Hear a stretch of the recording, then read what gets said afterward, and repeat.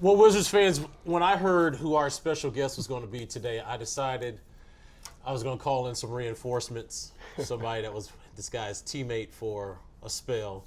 So this Off the Bench podcast, as we celebrate 25 years, I brought in Drew Gooden to help me. You know him, you love him. But our guest... Usually when he bring me into stuff like that, he's going to be the instigator. So we're gonna find out. We're going to find out. You already know. Ladies and gentlemen, our guest, make him jump, Rod Strickland, the former Wizard in the house. First of all, thanks for your time, brother. It's always good to see you. Always good. You already know. I appreciate you having me. We'll get into the shenanigans in a moment, but we are celebrating 25 years of Wizards basketball, and you were at the beginning of that name change. I want you to kind of describe what it's like to come back to D.C. and be a part of this celebration. No, it feels great. First of all, like my mother's from Baltimore, so I spent, like when I was young, we spent summers in Baltimore all the time. So I have family in Baltimore, D.C., Virginia, all over the place. So D.C. is second home to me.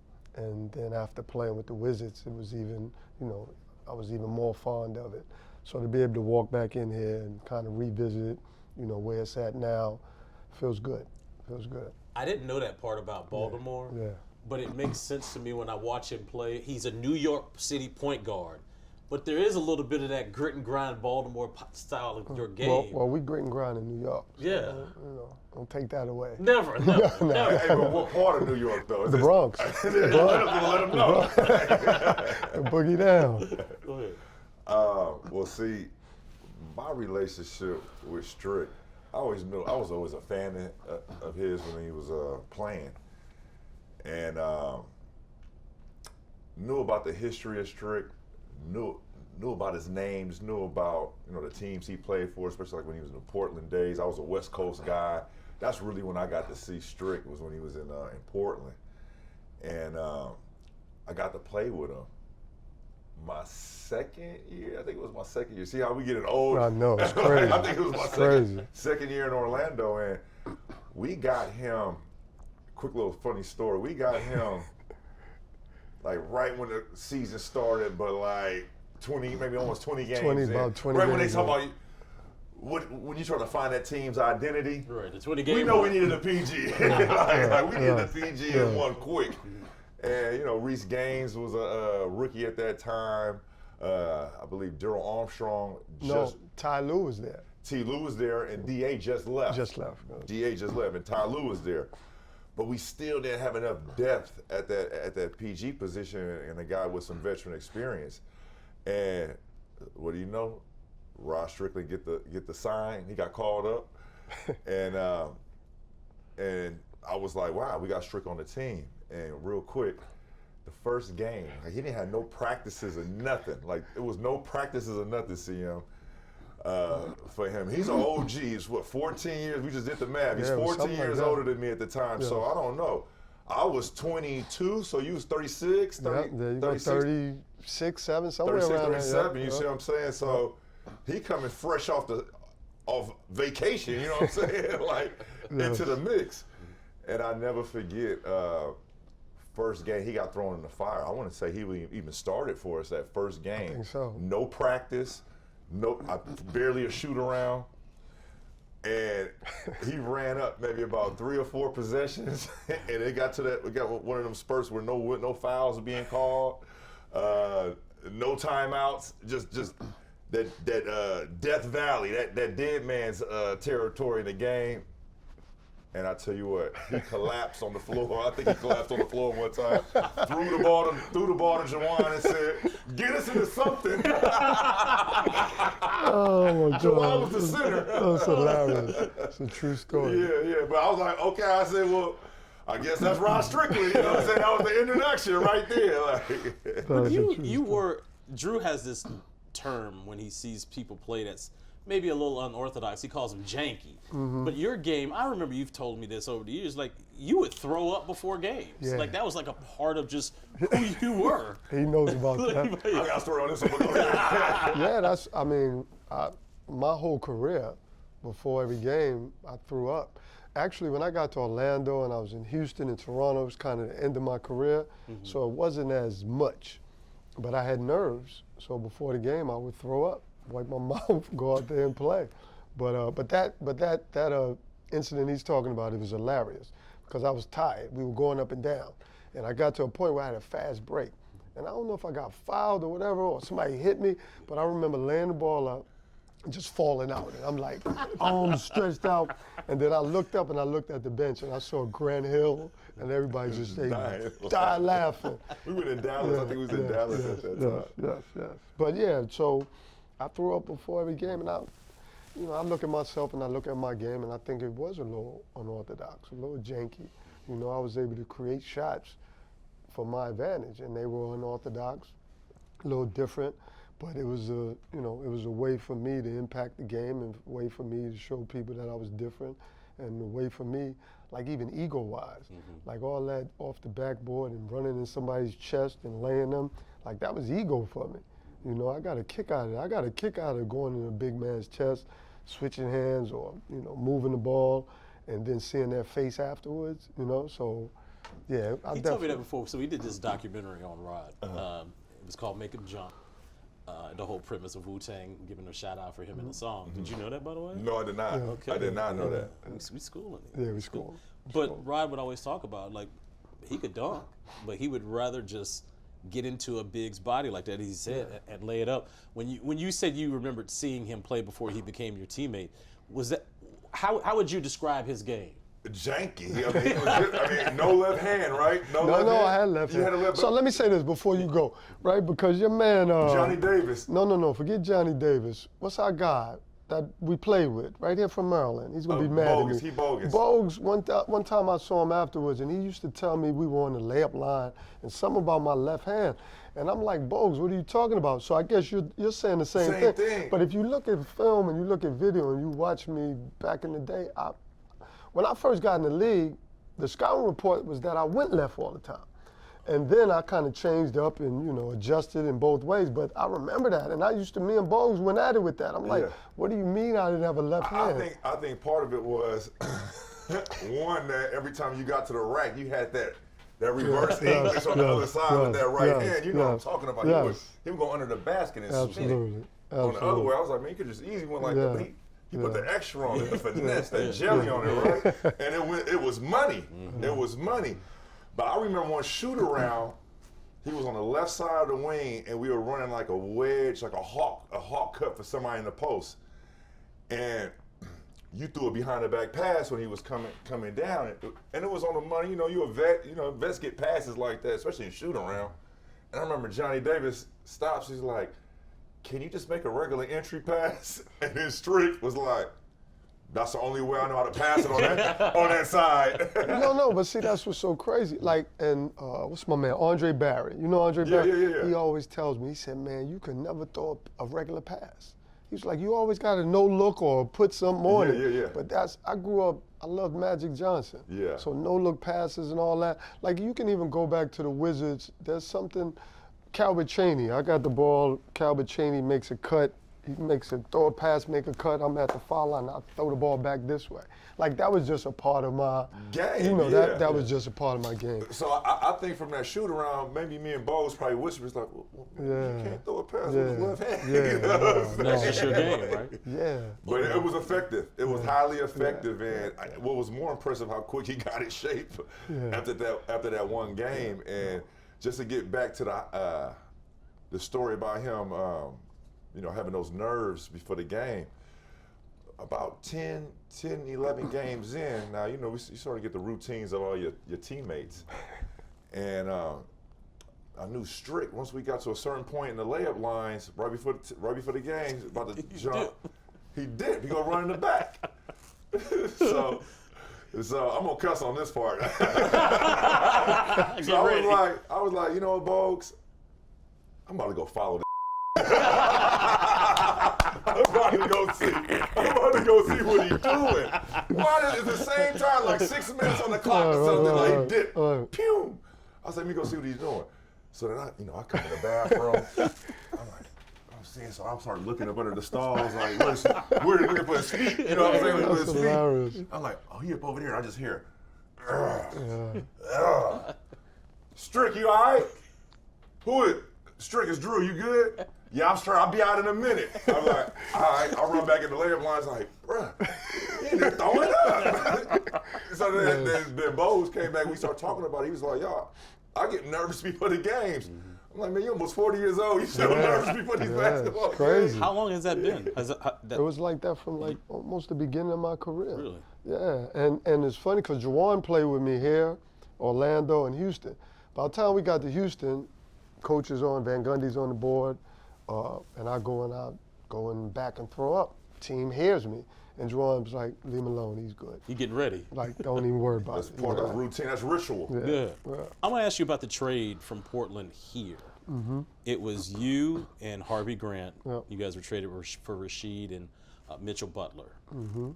What do you remember about like the phone call telling you, hey, Rod, we're moving on, we're sending you to D.C.? Well, it was never a phone call. So Portland and I were having these conversations about contracts. I think I wanted to renegotiate. They didn't want to. So, it was like tension. So a friend of mine, son passed. So I was at the repass. And the families and everyone was there. And all the little kids ran in the room. Said, you just got traded. You just got traded. Oh, wow. Swear to you. So I'm like, really? They was like, come on, they grabbing me. Come, look. And I go in there and I watch ESPN and I caught the end of it. Rod Strickland is traded to Portland. The last name on it. Yeah. You found out you how were I traded found by out. watching television. That's how I found out. That's a new one. Yeah. Well, I got cut in Houston on an answer machine. So Jeff Van Gundy left a message for me. So I'm leaving the house. My kids were there. I'm giving them the hug. Yeah. I'll be right back. I'm going to practice. By the time I got out the hallway, I checked my messages, and it's a message from Van Gundy. We had to make a move, and because of that, that was the last of me in an NBA environment. It was a phone Now- call saying, thanks for your For services. some, some reason, I thought you went to Toronto. Did you go to Toronto? I did, before Houston, because I left you guys And and went went to to Toronto. Toronto. And then got picked up in Houston. Okay. Yeah. Quick story about Toronto. I go to Toronto, and I only went because they were on the cusp of making the playoffs, and Jalen Rose, Alvin Williams, all these guys were hurt, so they were looking for a guard. So I get to Toronto, and again, no practice, no nothing. We go to Indiana to play, right? We beat Indiana. I had 17 and 15. When we get back, And everybody how old were else you at is- this time? that was next to my last year, so I was about 37. See, Right. that's what a lot of people don't understand. Is like this is not. It's like they're my age right now going through this. You know what I mean? So And I get there. Now Jalen is back, Alvin's back, so now I'm not playing, and I'm mad as because of, But it was just interesting. As soon as they were ready to sit out until they saw somebody come, and then they. You know what they call that? They It's call like that being backdoored. I was like, No, business of basketball. That's called that's called called business. the magical pill. All of a sudden, Yes, you yes, healed. yeah. I looked these numbers up, and I wanted to make sure I got these right because I got to give you your props. Your best season was 97-98, ironically, when you led the league in assists at 10.5. Yep. You've scored over 14,000 points in your career, nearly 8,000 assists, and over 4,000 rebounds. How the hell did you not make an All-Star game? Yeah, well, I mean, I'm gonna take a piece of that, but it's like twofold. But I think, and I always tell people this: if I could do it over again professionally, I would have been different, right? I was a hooper. The professional part, I'm from New York. I'm used to coming at the beginning, to tip off with white Air Force. My mentality is just different. So the business part, I think I had a hard time with, and I think that hurt me. And I think, it kind of gave me a reputation. And then, so the fans are not going to vote for me. So it's going to be up to the coaches. Gotcha. And so I was never going to get that, no. You know what I mean? And then if it came to the NBA office picking, I wasn't going to get that nod. Yeah. So, unfortunately it didn't happen for me. But I tell people, like, the craziest thing is I made All-NBA second team that year. Yep. So how do you do that and not make the All-Star? Like, that's the weirdest thing. And if you go to my stats in 90, just go to whole 1990 to 2000, and you look at my stats and you put with the top guards, I'm right there. And I mean in every category. That means points, rebounds, assists, steals, I'm there. So, I always tell people, I feel a little way about it because I would love to be introduced as 4-time All-Star, 3-time All-Star, and I should have had that opportunity. But it's twofold, you know. I got to eat some of that. It's interesting that you, at this juncture in your life, kind of realize, like, if I would have did this, if. Definitely. How old are you now? 50. If the version of Rod Strickland could talk to the 21-year-old Yeah. Rod Strickland, that'd probably be the first thing you would probably say to yourself. No, the right? professionalism, without a doubt. I just wasn't up on it. I just wanted to hoop. I didn't want anything to do with TV, interviews, people. Like, I wanted to hoop. I wanted to get on the court and show people I can hoop. All the other things were kind of hard for me. I got And I think it was like that for a majority of the league, though, at that time. I mean, the veterans that we had coming in, you know what I'm saying? Like, Got away with a lot. got away with a lot, you know what I Got mean? away with a And, lot. you know, and those are the guys that kind of take you under your wing, you know what I mean? New York City point guards. I asked you this a couple years ago about giving me your top 5, and you said it was hard for you. Yeah. But I'm going to tell you something that happened this past summer. I'm in Las Vegas at a fast food spot, and I see Kenny Anderson.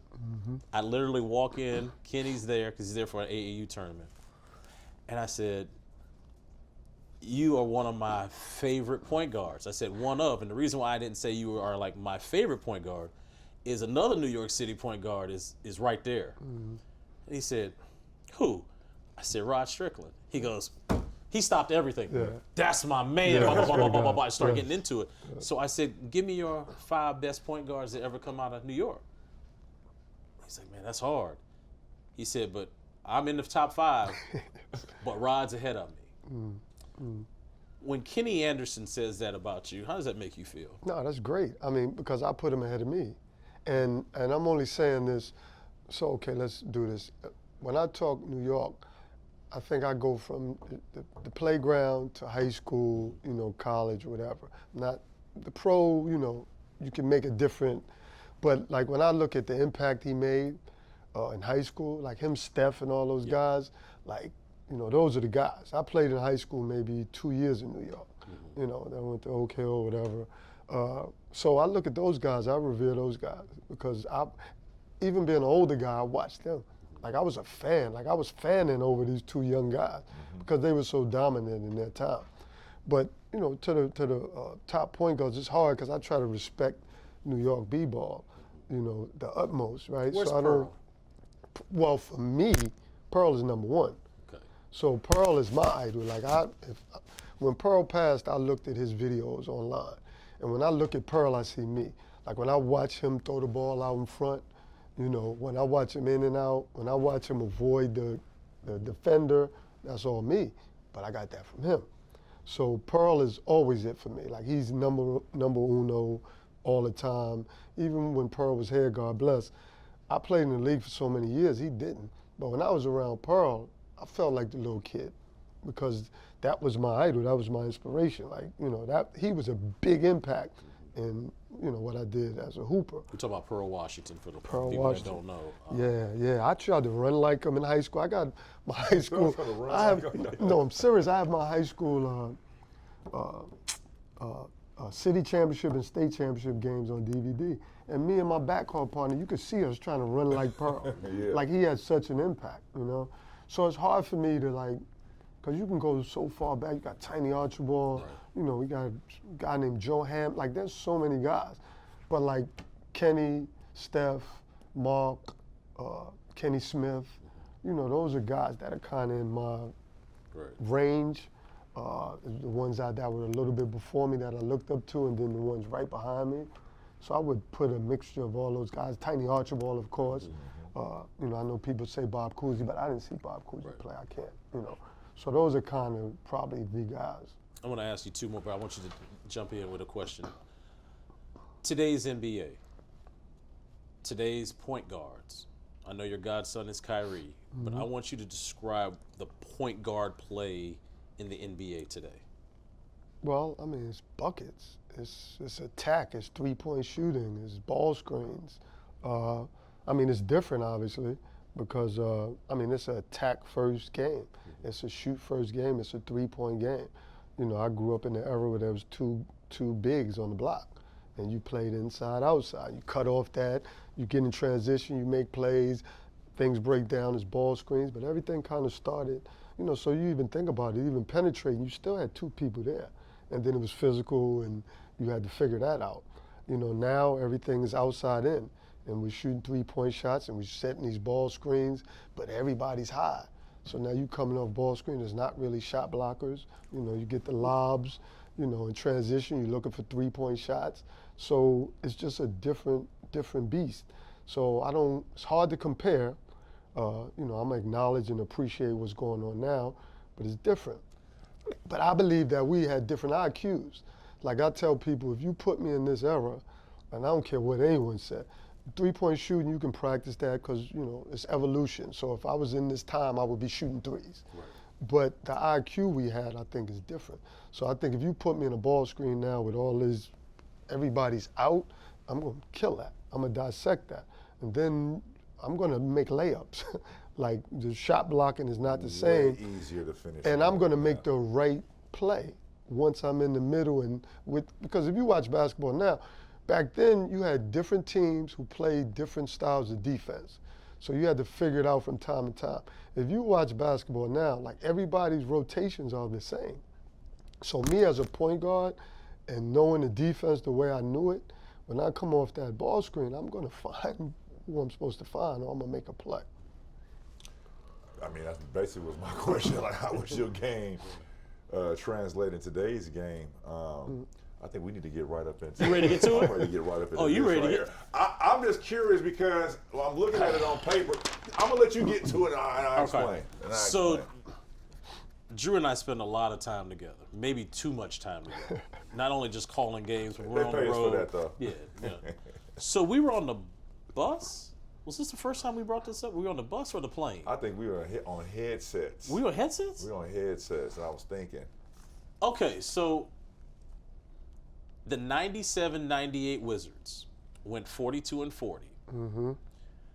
How would they fare against the 2013-14 Washington Wizards that went 44-38? So I'm gonna have you look. Here's what I did. I ain't even gotta look. We go so win. I put the starting 5 for each team, and then I just put 3 bench guys. Mm-hmm. I didn't put the whole team and then the head coach. I just want you to look at it before you tell me what's going to happen, and I want you to tell me who wins and why. Should we name the roster off first? So we'll do it. We'll let people. I want Rod to see it first before we. Okay. Man, I think we win that. And I know I'm gonna get some pushback, but I didn't put Tim Legler on there anyway. By the way, you notice what I did there. yeah, and Legler makes a difference because he's a shooter. But you got Tracy Murray there, 𝗙𝗢𝗟𝗡𝗪. I mean, John Wall and Bradley Beal. But I think me and Jay Wall. I don't know. I know Jay Wall ain't gonna like this, but I'm gonna get you, Jay Wall. Okay. So what would be your strategy against somebody like John Wall? That type of Pete. To be honest, he coached him, so he knows this. Yeah, but to be honest, like I'm kind of playing, kind of serious. But Jay Wall is a beast. He's an animal and he's a killer. So that's a problem. I ain't gonna sit there and lie to you. And then he's so fast in transition. I think it would be us going back and forth at each other in transition. And then we're 2 bigger guards, but I'm a post-up guard. I'm gonna post him up. Yeah. But Jay Wall is gonna come at me. He's gonna be like, that could be depending on foul trouble. Or depending on, we taking the same shots, getting to the same spots, whoever makes them that night. Yeah. You know what I mean? So but Jay Wall is a killer. So y'all going at it. Yeah, definitely. But we talked about the 2 bigs. You were talking about the 2 bigs. Mm-hmm. Gortat, Nene, you, Al Harrington. Y'all had some bigs too. But then you also got to see where we were at that point of our careers too. I mean, Al was already what? 15 years. But I'm trying to see it as everybody's at their best. Yeah. Okay. You know what I mean? But this crew is, I take that back because the more I dig into the crew, you got Andre Miller, you got Drew, you got Al Harrington, Nene was a beast, Gortat was something else. So this would be interesting. Interesting. More. Okay. First I was kind of like on this side, but the more I dig in. You looked at that left column, but now you looking at that right. I'm on that right side on that roster, and I told them y'all would whoop our And that may be true, you know what I'm saying? But this, you know, because Bradley Beal is a beast. Like, so this backcourt is a monster. I think it's going to come down to where it goes to C. Webb. C. Webb for sure. So it comes down to C. Webb. And if you go Ben Wallace, the real Ben Wallace, then it's a wrap. Yeah, it's a wrap. But it's that team that year. Okay, that team roster. that year. Yeah, I think we'll edge them. We'll edge them. Tracy Murray's such a great shooter. I'm gonna handle the whole situation. Cal's gonna hit shots, but I think C. Webb becomes the beast. He becomes a problem. C. Webb was an actual. To this day, I don't think he gets the credit he deserves. C. Webb. As soon as they got rid of C. Webb, I knew it was over. Like, C. Webb was the engine because, you know, then you had me and him playing ball screens. You know, he has the mitts, you know, in transition. And C. Webb was a stat stuffer. Points, rebounds, assists, blocks, steals. And he had the mojo, him and Juwan, you know. So, yeah, I think we would get him. But this would be interesting because Andre Miller was older at that time.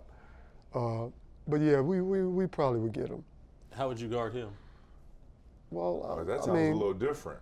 I mean, Drew, what you gonna give him? You gonna face up? You can give it under, you know, at the basket. You can come out, you know, on the perimeter. So, you know, you're gonna have to, janky. You know what I mean? So you're gonna have to play him straight up, and you know what I mean, and try to make it hard for him. But Drew is super versatile. Like, you can outside, inside, you know. So for the folks that are listening to the podcast, I'm gonna give you the rosters. And as Drew always and I like to tell people, you went to school, you do the math. The 97-98 Wizards team is led by Rod Strickland at point guard, 𝗙𝗢𝗟𝗡𝗧 at the 2, Tracy Murray at the 3, Juwan Howard playing the power forward, and Chris Webber at the center. The 3 bench guys that I put on there just pick 3 guys. Chris Whitney, backup point guard, Harvey Grant, power forward, and Ben Wallace. The head coach is Bernie Bickerstaff. For the 13-14 Washington Wizards, again went 44-38. Wald, Beal in the backcourt, Trevor Ariza the small forward, Nene power forward, Marcin Gortat at the center. Coming off the bench, we've got Andre Miller at point guard, Andrew Gooden, power forward, on that one? and Al Harrington with Randy Whitman being the coach. I think the coach too might be an X factor also. It's definitely gonna come down to some coaching and strategy. But the debate was who was the second best team in franchise history. So we already knew the championship team trumps everything, but then we couldn't find who was that second best. It has to be arenas in them.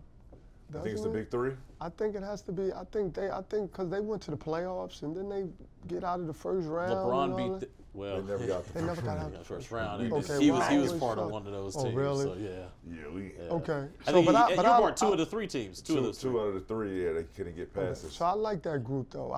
For some reason I thought they got out of the first round. So that makes it different too. Yeah, and then we almost got to the Eastern Conference Finals twice. That's right. Yeah. I don't know why I got beat in the second round twice. Why I thought they got So Wall's that makes it broken different. hand cost them 1 year. Yeah. But I would, and maybe that's a 2K thing. You think we get 2K to put them 2 teams Simulate together? it? Yeah, I can simulate that. Yeah. Because what I told him is I thought you and John would cancel each other out. I think you totally cancel each other out. Who gets in foul trouble in that situation right there. You got to stay out of foul trouble. Yeah, because we're going to go at, that's going to be, and that's, because I was one of those guys, I already know what he is, but I was one of those guys when we played against guys like that. Put him on the block. But I got to come at you. You know, Johnny Davis, when I was in Portland, not at Orlando, he was assistant coach in Portland. When I first got to Portland, he told me, he said, you go get them before they get you. And that was, that sounds so simple. Yeah. But that was the mentality when I played against certain guys, because I knew they were coming at me. And I don't think people understood like that. When guys know you coming back at them, you know, it neutralizes some of the cockiness. Yeah. You know what I mean? So I was always one of them when we had to play against certain guys, and I mean this out of respect, that I was, you know, I got to come at you right away. Like Nick Van Exel, I know tricky Nick, if he get hot, it's over. You know, he start all that. So my mindset going in I got to go back. I got to start going at Nick. Don't let him get Or you got Tim Hardaway or GP. You know, those guys were just hitters. That's a tough night. In the mix over there too. It's a long night. Kenny Anderson on it. I want to end with this. Rod Strickland's legacy as a basketball player, as you see it today, is and was what? Yeah, I don't know. Like, I'm not good at that. I don't know. I just know. What did you give the game of basketball? Maybe that's a better Oh, question. I think I gave it a different look. Nah, I just think, I don't know. I just tried to be the best basketball player I could be. I tried to play the game the right way. You know, I think every time I stepped between those lines, it was about winning. It wasn't about stats. You know, I was okay with 8 points and 18 assists or 30 points and 5 assists. So I just think competitively I tried to compete and I tried to play the right way. So that's, I mean, to me, that's it. Make them jump. Yeah. That's all we need. My man. Thanks, PG. Yes, sir. Appreciate you, brother. Thank you. Absolutely. Hey, you know, one last thing. Zoom in on his hands. One other last janky thing he used to do Yes. was tape every one last of his knuckles. I'm talking about every last No, it one. wasn't all of them. It was 5. It Five? was 5. I thought you was doing the top joint and the it bottom was, joint. I think it was 3 on this side and 2 on this side. But Okay. it started out because I was popping my fingers, and then it just became routine. He was People different. remember me from that. Facts, Like, "Hey, man, the knuckles, brass knuckles on while you were hooping." And then, you know, he just get to the team, so we like, me and Bo was like, you asking. I was like, man, you asking. Yeah, we the youngster. I was Sitting there maybe like he can this pound the whole ball better time. than this. That was good stuff. Thank you, No, brother. I appreciate it. appreciate you guys.